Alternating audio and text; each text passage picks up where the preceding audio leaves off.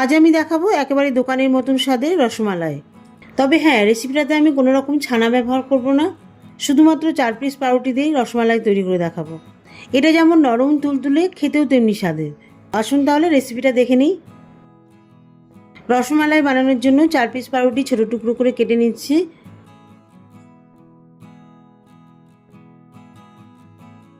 এবারে পাউরুটির মধ্যে পরিমাণ মতন দুধ দিয়ে দিচ্ছি, তবে খুব বেশি দুধ দেবো না, বেশি দুধ দিলে পাউরুটি পাতলা হয়ে যাবে। দুধ দিয়ে পাউরুটিটাকে বেশ ভালোভাবে মাখিয়ে নিচ্ছি।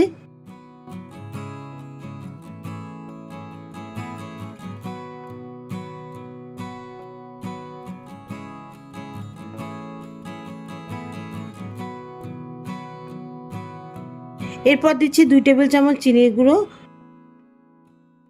সঙ্গে 2 টেবিল চামচ পাউডার দুধ দিচ্ছি। বেশ ভর্তি করে দিচ্ছি যাতে স্বাদটা ঠিকঠাক মতন থাকে।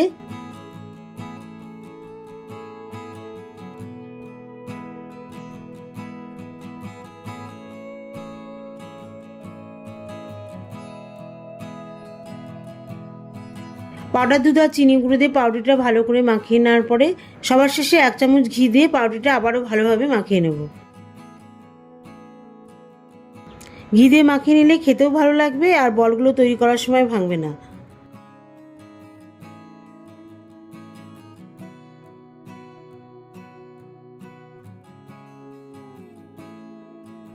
বল তৈরি করার জন্য হাতে একটুখানি ঘি লাগিয়ে নিচ্ছি।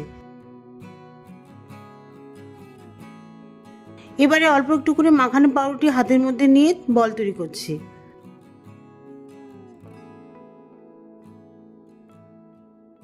যেহেতু রসমালাই তৈরি করব, দেখতে সুন্দর লাগার জন্য বলগুলোকে ছোট ছোট তৈরি করছি।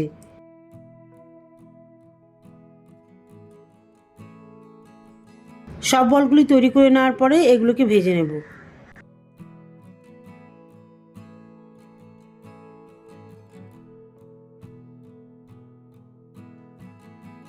বলগুলো ভাজার জন্য কড়াইয়ে পর্যাপ্ত পরিমাণে রিফাইন্ড তেল দিয়েছি। তেলটা গরম হয়ে গেলে লো টু মিডিয়াম হিটে বলগুলোকে ভেজে নেব।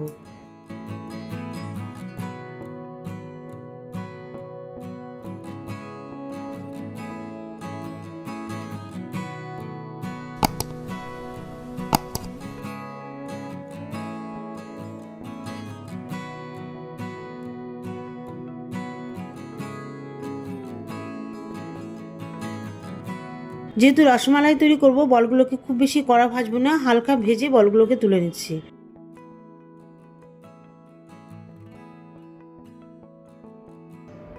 সব বলগুলি ভেজে তুলে নিয়েছি। এখন মালাই তৈরি করব। মালাই তৈরির জন্য কড়াইয়ে দুধ দিয়ে দিচ্ছি। দুধটা বেশ ভালোভাবে ফুটিয়ে ঘন করে নেব।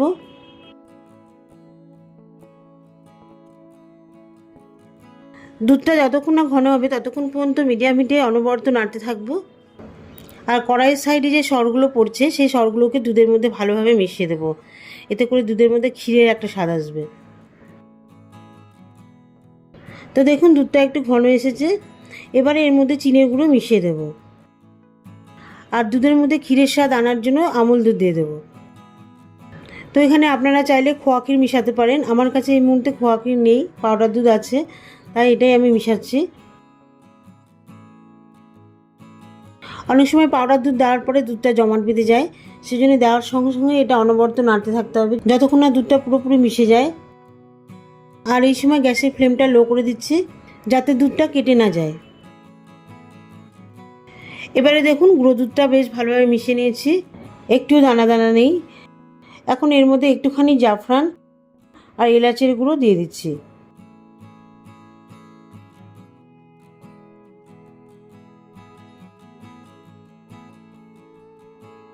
জাফরান আর এলাচের গুঁড়ো দুধের মধ্যে ভালো করে মিশিয়ে দিয়ে ভেজে রাখা বলগুলো দিয়ে দিচ্ছি।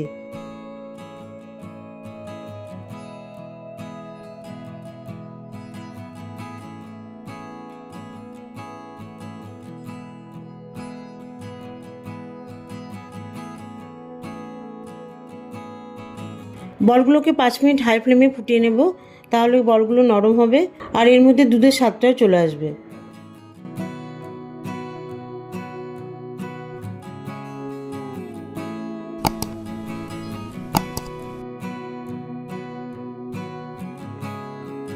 এবারে ফ্লেভারের জন্য 1 চামচ মতন গোলাপ জল দিচ্ছি। গোলাপ জলটা অপশনাল, যারা ফ্লেভার পছন্দ করেন না স্কিপ করতে পারেন। যাই হোক, গোলাপ জল দুধের মধ্যে ভালো করে মিশিয়ে দিয়ে গ্যাস অফ করে দিচ্ছি। রসমালাই আমার কমপ্লিট। এবারে একটা প্লেটে সার্ভ করছি। খুব সুন্দর দেখতে লাগছে বন্ধুরা, খেতেও দারুণ লাগবে। তো ঠিক এইভাবে বাড়িতে রসমালাই তৈরি করে খান। সবসময় ঘরে ছানা থাকে না, বাড়িতে বাসি পাউরুটি থাকলে ফেলে দেবেন না। ঠিক এরকম সহজ পদ্ধতিতে রসমালাই তৈরি করে খাবেন, অসাধারণ লাগবে।